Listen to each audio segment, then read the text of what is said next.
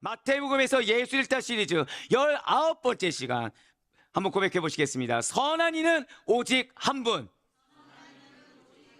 네, 벌써 19번째 시간이에요. 선한 이는 오직 한 분이라는 제목의 마태복음 19장 17절의 말씀을 통해서 구원이라는 것은 선행의 공로, 인간의 행위가 아니라 오직 선하신 한 분, 예수님을 믿는 믿음으로만 가능하다는 진리가 여러분들 삶에 실제가 되고 증거가 되기를 원하신다는 것입니다. 자, 오늘 말씀 들어가기 앞서 먼저 한 가지 질문을 드려볼게요. 사랑하는 성도 여러분들, 대체 선한 것이 뭡니까? 여러분들이 생각하는 선하다, 선한 것이 무엇이죠? 무엇이 선하다고 여겨지십니까? 오랫동안 인류는 무엇이 선하고 무엇이 악한가에 대해서 고민해 왔습니다. 그러나 이러한 선과 악에 대한 무수히 많은 논쟁이 있었지만 그것은 쉽사리 해결되지 않았어요. 하지만 종식시키는 유일한 방법이 있다는 것이죠. 그것은 세상에는 참된 선이 없다는 겁니다. 인간 역시 참된 선이 없다는 거예요. 한번 고백하실게요. 오직 하나님만이, 그렇습니다. 오직 하나님 한 분만이 선하시다라는 것입니다. 분명히 예수님께서는 이렇게 말씀하셨어요. 마가복음 10장 18절의 말씀입니다. 예수께서 이르시되 내가 어찌하여 나를 선하다 일컫느냐? 하나님 한 분 외에는 선한 이가 없느니라. 아멘. 네, 그렇습니다. 여러분들의 삶에 무엇이 선한지, 우리의 인생에 무엇이 선한지는 오직 선하신 단 한 분 하나님만이 우리에게 그 정의를 내려줄 수 있다는 거예요. 선의 기준은 오직 하나님이십니다. 내가 아니에요. 세상이 아닙니다. 진실로 인간은 선하신 하나님 뜻 안에서만이, 여호와 하나님만을 즐거워하며 하나님께서 기뻐하신 일을 행할 때만이 선함이라는 것을 실천하며 살아갈 수가 있다는 것이죠.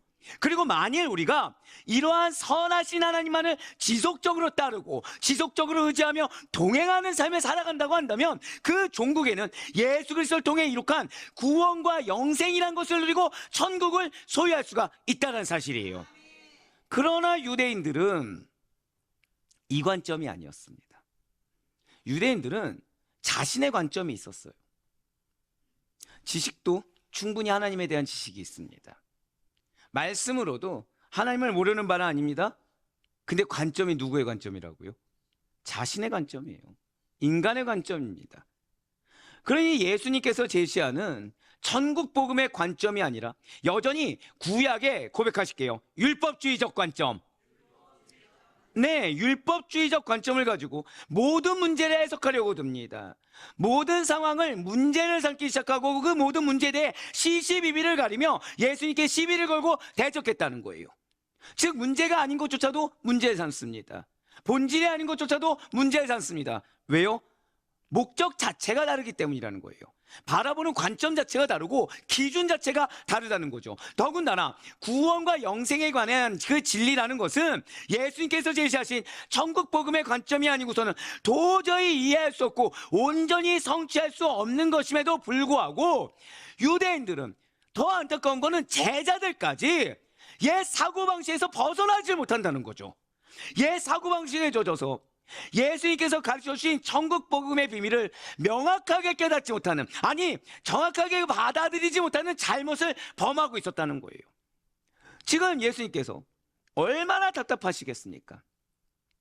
사랑하는 성도 여러분들, 지금 예수님은 십자가 순환 당하기 얼마 전입니까? 아니에요. 이제 6개월 남았습니다.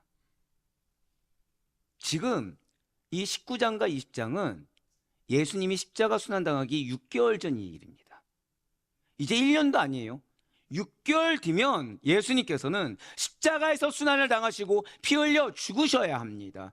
유대인들과 제자들을 천국 복음으로 일깨워 줄 만한 시간이, 그들을 말미암아 깨닫고 온전한 구원의 길로 이끌 만한 시간이, 그리고 당신의 삶을 계승할 만한 그 온전한 가르침을 줄 시간이 이제 고작 6개월밖에 남지 않았다는 거예요. 이런 시점에, 이런 상황에 한 답답한 청년관이 예수님을 찾아온 것입니다. 그가 왜 찾아왔습니까? 마태복음 19장 16절 말씀 보도록 하실게요. 어떤 사람이 주께 와서 이르되 선생님이여 내가 무슨 선한 일을 하여 영생을 얻으리이까? 아멘. 제사장들이 가리킨 거에서 어긋남이 없었습니다. 다 지킨 거예요. 그렇기 때문에 스스로 지금 자부심이 대단한 상태입니다. 하지만 지금 부자 청년은 아주 큰 착각에 빠져 있어요. 예, 맞아요. 부자 청년은 지금 2마리 토끼를 다 잡으려고 하고 있습니다. 아이러니하게 영생이 큽니까? 인간의 인정이 큽니까? 영생이 크죠. 2가지를 포기를 못하는 거예요, 지금. 그래서 인간적으로 공식을 세우고 싶은 겁니다. 명확하게 자기가 이해할 만한, 정확히는 깨지지 않는 내가 인정되고 용납될 만한 행동을 알려달라는 거예요. 그렇지만 그는 영생에 대한 갈망이 있었지만 무엇을 모르고 있는 것입니까? 오직 하나님 한 분만이 선하시고 선하신 하나님께서 정하신 구원과 영생의 길이라는 것은 어떠한 인간의 행위가 아니라 오직 예수 그리스도만을 믿는 믿음으로만 가능하다는 진리를 몰랐다는 거예요. 산성도 여러분들, 진실로 구원은 행위가 아니라 예수님만을 믿는, 고백하실게요, 절대적인 믿음, 그것만으로 얻어지는 것입니다. 정말 아멘이십니까? 이러한 복음의 핵심을 저와 여러분은 알고 있어요. 근데 저는 여기서 상당히 머뭇거렸습니다. 왜죠? 텍스트로만 아는 걸 원치 않아요. 솔직히 교회 다니는 분들 중에 구원은 믿음으로 말미암아 납니다, 예수님을 믿는 믿음이 우리를 구원에 이르게 합니다, 이거 모르는 자들이 있나요, 없나요? 없습니다. 다 있어요. 다 그걸 알고 있습니다. 그런데 정작 중요한 것은, 그러면 한번 여쭤볼게요. 영생의 소유함을 갖고 살아가십니까? 아니면 인간적인 체험을 가지고 살아가십니까? 영생 하나로 구원받은 걸로 만족하십니까? 아니면 지금 이 부자 청년처럼 사람의 인정을 받고 싶으십니까? 정말 영생이 정말 중요하십니까? 아니면 재물이 중요하십니까? 복음의 핵심을 깨달을 수 있는 우리가 되길 정말 바랍니다. 부자 청년은 몰랐어요. 그래서 지금 예수님께서는 감사하게도 부자 청년을, 고백하실게요, 교정해 주길 원하신다. 예, 맞아요. 부자 청년에게 지금 예수님께서 무엇을 하길 원하셨다고요? 아니, 지금 2년 6개월 동안 말씀을 얼마나 전했고 얼마나 많은 이적을 보였는데 아직도 모르느냐고 포기하셨습니까? 너의 인간적인 고집은 내가 두 손 두 발 다 들었다, 떠나가라 하면서 유기하셨습니까? 아니라는 거예요. 포기하지 않으셨습니다. 교정해 주길 원하셨어요. 기회를 주길 원하셨습니다. 지금 맞습니다. 예수님께서 부자 청년에게 하시고자 하는 거, 지금 예수님께서 오늘날 우리들에게 하시고자 하는 것은 교정입니다. 교정이 무엇입니까? 잘못된 것을 바로잡아주는 일이에요. 부자 청년의 잘못된 율법적 관점을 교정해서 오늘날 우리의 잘못된 인간적인 관점, 종교적인 관점을 교정해서, 한번 고백하실게요, 천국 복음의 관점, 그것으로 바꿔주시고자, 천국 복음의 관점으로 바꿔주시고자 예수님께서 오늘 본문 말씀처럼 답변해 주셨다는 거예요. 오늘 본문인 마태복음 19장 17절 말씀 보도록 하시겠습니다. 예수께서 이르시되 어찌하여 선한 일을 내게 묻느냐? 선한 이는 오직 한 분이시니라. 내가 생명에 들어가려면 계명들을 지키라. 아멘. 지금 예수님께서는 눈앞에 있는 이 부자 청년이 관점을 바꾸지 않는 이상, 한 번 더 고백하실게요, 나의 인간적인 관점을 바꿔야 합니다.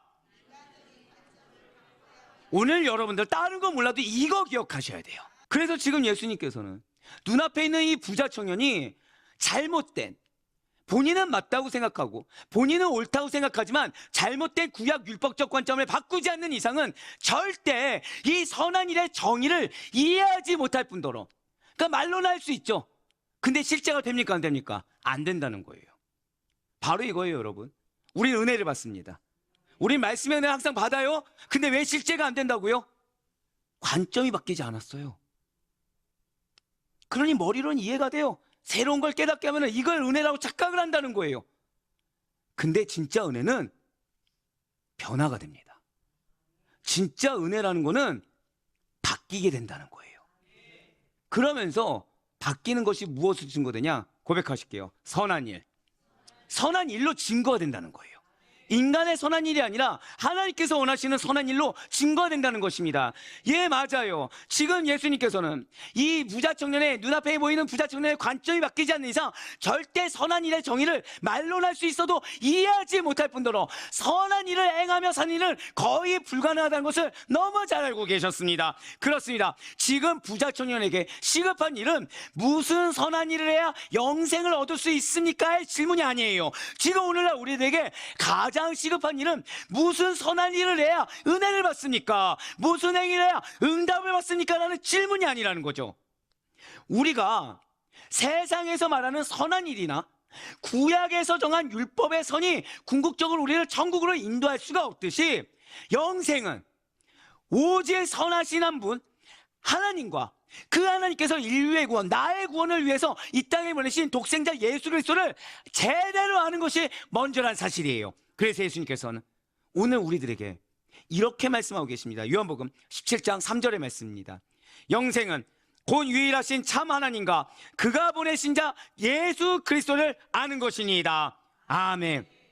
아니 목사님, 분명히 예수님을 믿으면 구원받는다고 성경이 말하고 있지 않습니까? 그럼 우리가 예수를 믿는 믿음이라는 것과 하나님과 예수님을 아는 것이 동일한 것입니까? 라고 질문할 수도 있겠죠.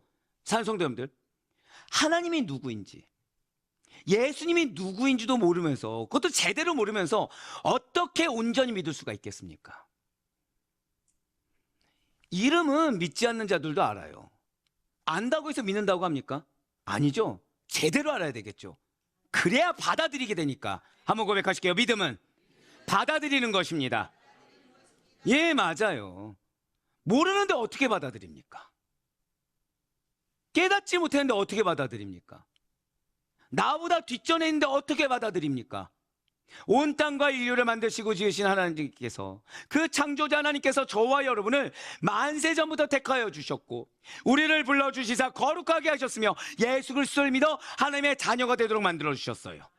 우리가 믿음을 갖게 된 것은 먼저 믿은 자가 예수님이 우리의 구원주십니다, 예수님이 이 땅의 메시아십니다라는 사실을 전하였고 그로 인해 복음의 기쁜 소식을 듣고 우리가 믿게 되었어요. 분명 사도 바울이 이렇게 증거하고 있습니다. 로마서 10장 17절의 말씀입니다. 그러므로 믿음은 들음에서 나며 들음은 그리스도의 말씀으로 말미암았느니라. 아멘. 진실로 예수님께서는 잘 기억하셔야 돼요. 구약적 율법의 관점의 메인 자들에게 회개를 요청하시고, 자, 어떤 자들에게 회개를 요청하셨다고요? 구약의 율법적 그 관점, 구약적 율법의 관점의 메인 자들에게 회개를 요청하시고, 결국 이전 관점, 썩어 없어질 관점, 인간의 관점, 세상의 관점의 메인 자들에게 회개를 요청하시고 천국 복음을 선포하시며 믿으라라고 강하게 명령하셨어요. 예, 맞습니다. 온전한 믿음을 통해 영생의 길로 가기 위해서는, 내가 정말 은혜라는 걸 받고 변화되기를 원한다고 한다면 반드시 선행되어져야 되는 것이 있습니다.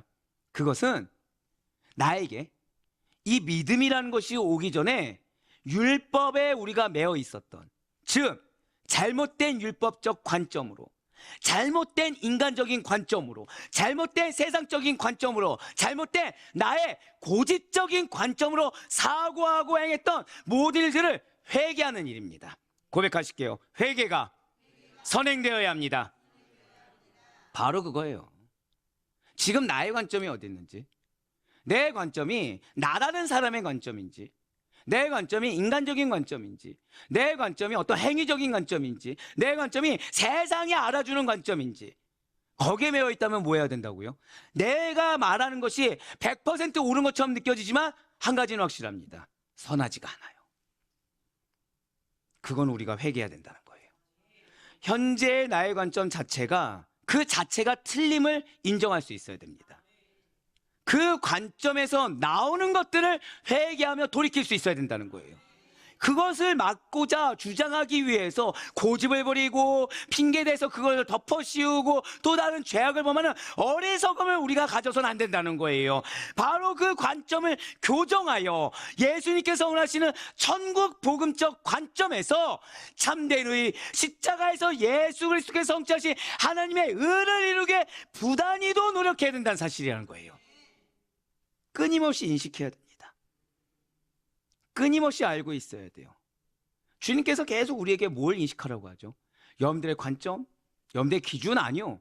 한 번 더 고백하실까요? 나에게는 약속의 말씀이 있습니다. 왜 그 말씀을 인식하고 살라고 말씀드릴까요? 왜입니까? 관점 버리라는 거예요. 옛 관점 버리라는 거예요. 내 옛 관점 가지고는 누구를 위해서 살게 됩니까? 나 위해서 살게 됩니다. 우리는 예수 그리스도를 위해, 정확히는 하나님의 영광을 위해 부름받은 자들입니다. 우리는 다 알고 있어요. 누구든지 나를 따르거든 어떻게 해야 되죠? 자기를 부인하고, 3명 계십니까? 네네. 왜 말씀을 못 하시죠? 아는데 이제 이 말씀이 무슨 뜻인지가 감이 와서 그런 거죠. 맞습니다. 지금 부자 청년도 바로 그 갈림길에 놓여 있어요.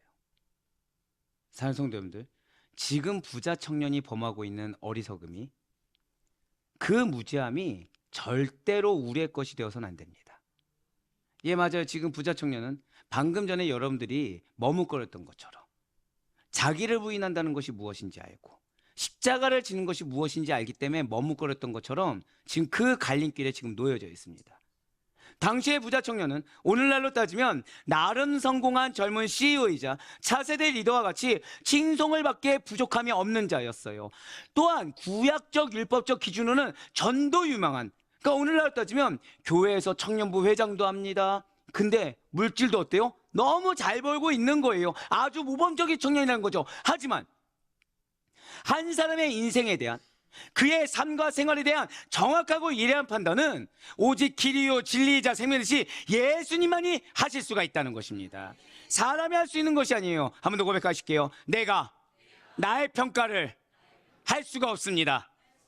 맞아요. 내가 나의 평가를 할 수가 없어요. 내가 맞냐 틀리냐를 얘기할 수 없고, 내가 이 시점에서 인정받아야 되냐, 내가 이 시점에서 무언가 권리를 누려야 되냐, 감히 판단할 수가 없다는 것입니다. 그 모든 판단은 하나님만이 하실 수 있어요. 왜요? 선한 분 하나님밖에 없거든요. 그래서 예수님께서는 선하신 분은, 여러분들이 지금 아멘한 것처럼 오직 하나님이심을 부자 청년에게 말씀하시면서 인간의 공로로 구원 얻는다, 인간의 공로로 상급을 얻는다, 인간의 공로로 인정을 받는다라는 당시 유대인들의 보편적인 인본주의적 사상을 버리라고 말씀하셨습니다. 하나님께서 원하시는 오직 그리스도만을 믿는 믿음과 그분의 말씀에 대한 순종의 정신에서 발현된, 고백하실게요, 온전한 그리스도의 사랑을 실천하라. 바로 그거예요. 마태복음 19장 21절의 말씀 보도록 하시겠습니다. 예수께서 이르시되 내가 온전하고자 할진대 가서 내 소유를 팔아 가난한 자들에게 주라. 그리하면 하늘에서 보화가 내게 있으리라. 그리고 와서 나를 따르라 하시니. 아멘. 예수님은 너무 잘 알고 계셨어요. 따르는 거는 버려야 따를 수 있다는 거예요. 안 그럼 따를 수 없다는 거죠.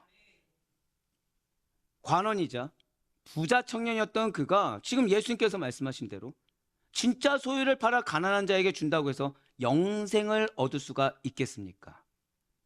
아니라는 거예요. 오늘 본문에서도 예수님께서 분명히 이렇게 말씀하신 것은 맞습니다. 본문 19장 17절에 붉은색으로 표현된 부분 한번 다시 한번 더 보도록 하실게요. 내가 생명에 들어가려면 계명들을 지켜라. 바로 이렇습니다. 구원과 영생에 도달하기 위해서는 나의 소유뿐만 아니라 내 마음의 집착을, 그 모든 것을 포기하고 희생할 수 있어야 돼요. 우리 한번 더 고백하실까요? 집착을 버려야 합니다. 집착을 버려야 돼요. 모른 척해서도 안 됩니다. 인정해야 된다는 거죠. 인정하지 아니하면 죄송하지만 영생은 우리의 것이 아닙니다. 죄송하지만 은혜 포기해야죠. 왜요? 나는 그 길을 선택했거든요. 다만 그 포기하고 희생한 빈자리를 주님의 뜻으로 채우는 자, 주님의 마음이 있는 자, 그러한 자들만이 예수님을 진정을 따르는 제자들이 될 수가 있다는 거예요. 재물 하나 포기하지 못한 자가, 내 마음의 기준을 버리지 못한 자가, 내 인생의 집착을 버리지 못한 자가, 내 옛것의 고집을 버리지 못한 자가 이 세상 전부를 어떻게 하나님 나라와 그분의 의를 위해서 버릴 수가 있겠습니까? 내가 가진 전부를 버리고 어떻게 하나님 나라로 대체할 수가 있겠습니까? 천국이 임하는 것은 약속입니다. 임하기 위해서 주님께서는 지금 명령하고 계시죠. 관점을 바꿔야 돼. 기준을 버려야 돼. 당장 모든 재산을 팔아서 가난한 자에게 주라. 분명 예수님께서 명령하셨어요. 그리고 이것은 선택사항이 아니라 예수님을 따르기 위해서는 필수사항입니다. 그러나 아이러니하게도 우리는 내 기준이 뚜렷하면 뚜렷할수록 나의 인간적이고도 세상적인 관점과 고집이 맹신이 강하면 강할수록 그 가운데 내가 가진 것이 많으면 많을수록, 정확히는 내가 그동안 지켜왔다고 착각했던 것이 많으면 많을수록 예수님의 이러한 명령은 지키기가 더 어렵다는 거예요. 아니, 불가능에 가깝습니다. 그리고 이 모습은 오늘 본문에 등장하는 부자 청년이 너무나도 확연하게 잘 보여주고 있어요. 앞서 말씀드린 대로 부자 청년은 우리가 생각하는 조금 잘 사는 정도가 아닙니다. 상상하기 어려울 정도의 거부고 재벌이며 많은 사람들의 인정을 받는 자였어요. 그러니 세상적으로는 그 많은 재물을 단번에 팔아서 처리하는 일만으로도 복잡하고 어려울 것입니다. 사람들의 질시받는 것도 내가 감히 감당할 수가 없다고 생각했을 거예요. 그렇지만 실상은 그런 행정적인 거, 그런 인간적인 관계적인 것보다도 고백하실게요. 미련을 못 버리고 있습니다. 그냥 이거예요. 미련을 못 버리는 거예요.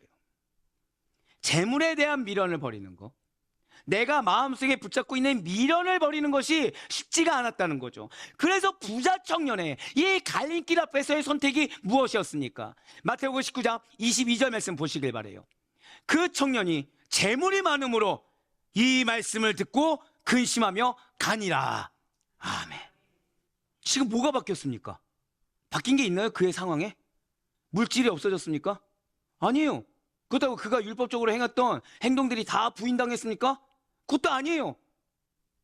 지금 부자 청년은 기회를 받았죠. 무슨 기회죠? 고백하실게요. 교정할 수 있는 기회. 저는 주님께서 여러분들을 너무 사랑하신다고 생각하고 있어요. 분명히 이전까지만 해도 문제가 문제인 걸 발견하는 게 은혜였습니다. 근데 이제 뭐라고 하세요? 거기서 끝나는 것이 아니라는 거예요. 교정돼야 된다는 거예요. 부자 청년이 근시암에 돌아간 것, 그는 구원과 영생에 대해서 고민했던 것이 맞습니다. 그러나 결국은 예수님의 말씀을 받아들이지 못했어요. 지금 그는 영생보다 무엇을 더 중요하게 여기고 있는지가 확연하게 드러나게 되었습니다. 예, 맞아요. 무엇이 자신의 영생을 지금 막고 있는지가 드러났습니다. 그럼에도 불구하고 그의 선택은 영생이 아니라 물질입니다. 그럼에도 불구하고 그의 선택은 은혜가 아니라 자기 기준이었어요.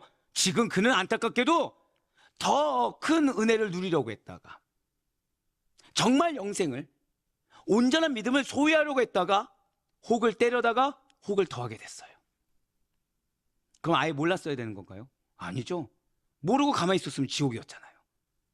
기회를 받았는데 오히려 그는 내려놓지 못함으로 뭐가 생겼어요? 고백하실게요. 내려놓지 못하면 반드시 근심이 생깁니다. 이거 기억하셔야 돼요. 여러분들 삶 가운데 근심이 왜 생기는지 아십니까? 죄송하지만 내려놓지 못해서요. 무엇이 문제인지는 압니다. 이전에는 몰랐다고 한다면 무엇이 문제인지 압니다.